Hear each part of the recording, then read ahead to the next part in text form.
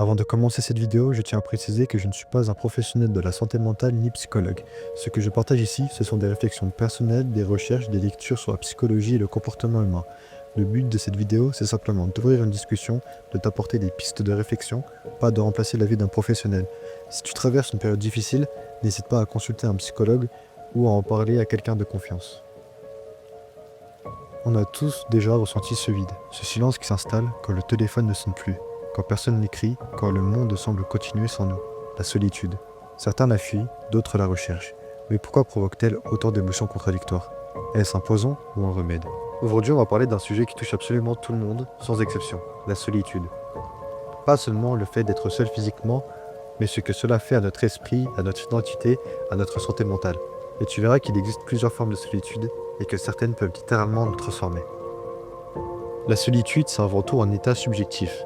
Ce n'est pas seulement le fait d'être sans compagnie, c'est le sentiment d'être déconnecté, de ne pas se sentir compris. Le psychologue américain John Cacioppo, pionnier dans l'étude scientifique de la solitude, la décrivait comme une douleur sociale, comparable à la faim ou la soif.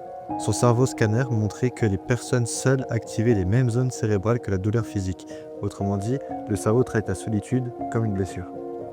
Mais paradoxalement, la solitude n'est pas toujours négative. Elle peut aussi être une source de réflexion, l'introspection, un moment où l'on apprend à mieux se connaître. Le philosophe français Blaise Pascal disait déjà au XVIIe siècle « Tout le malheur des hommes vient d'une seule chose, de ne pas savoir demeurer en repos dans une chambre ». Autrement dit, on fuit souvent la solitude parce qu'elle nous confronte à nous-mêmes. Il existe plusieurs types de solitude qu'on peut diviser en trois grandes catégories. La solitude choisie. C'est celle des artistes, des penseurs, des gens qui cherchent la clarté. Par exemple, Nietzsche écrivait « Celui qui ne sait pas se tenir seul ne sait pas non plus aimer ». Cette solitude-là est créative, constructive. Elle permet la concentration, la création, la paix intérieure. De nombreuses études montrent que le cerveau, lorsqu'il est au calme, entre dans un mode par défaut favorisant l'imagination et la mémoire autobiographique. La solitude imposée. C'est celle qu'on ne choisit pas. Elle peut venir d'une rupture, d'un déménagement, de l'exclusion sociale. En 2020, lors du confinement mondial, les chercheurs de l'université de Stanford ont observé une hausse de 30% des symptômes d'anxiété liés à l'isolement.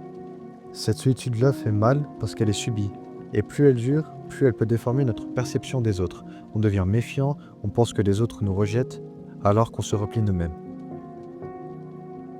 La solitude est existentielle. C'est la plus profonde, même entourée, on peut la ressentir. Elle naît de la conscience que, finalement, personne ne peut vivre exactement ce que l'on vit. Cette solitude que décrivent souvent les philosophes comme Sartre ou Camus, celle du sens, du vide, de la quête d'identité.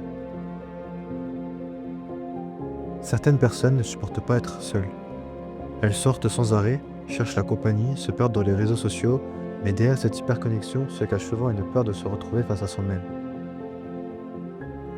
Une étude publiée en 2014 a révélé que 67% des hommes préféraient s'infliger une petite décharge électrique plutôt que de rester seuls 15 minutes avec leurs pensées. Pourquoi? Parce que le silence intérieur fait remonter nos angoisses, nos blessures, nos doutes, et fuir la solitude, c'est parfois fuir son propre reflet. Le psychologue Carl Jung, lui, voyait la solitude comme une étape nécessaire de l'individuation, le processus par lequel on devient soi-même, en se détachant de ce que la société attend de nous. La solitude ne vient pas de l'absence d'amour, mais de l'incapacité de communiquer ce qui semble important pour soi. Autrement dit, être seul, c'est parfois le prix à payer pour être vrai. Alors comment faire de la solitude une alliée plutôt qu'une ennemie? Apprendre à être seul sans se sentir isolé.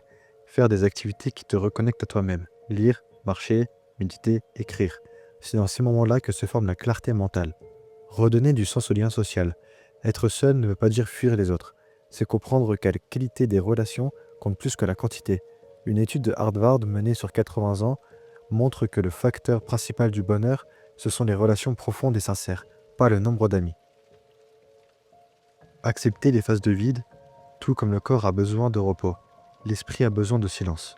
La solitude, c'est ce moment où le bruit du monde se tait, pour que tu entendes enfin ta propre voix. En conclusion, la solitude, c'est un miroir. Elle te montre ce que tu fuis, ce que tu veux et qui tu es vraiment.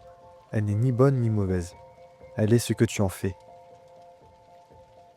La plus grande aventure, c'est de découvrir qui on est quand personne ne nous regarde. Alors la prochaine fois que tu te sens seul, ne vois pas ça comme un vide. mais comme une rencontre avec toi-même. Merci à tous d'avoir regardé la vidéo, j'espère que le format vous a plu.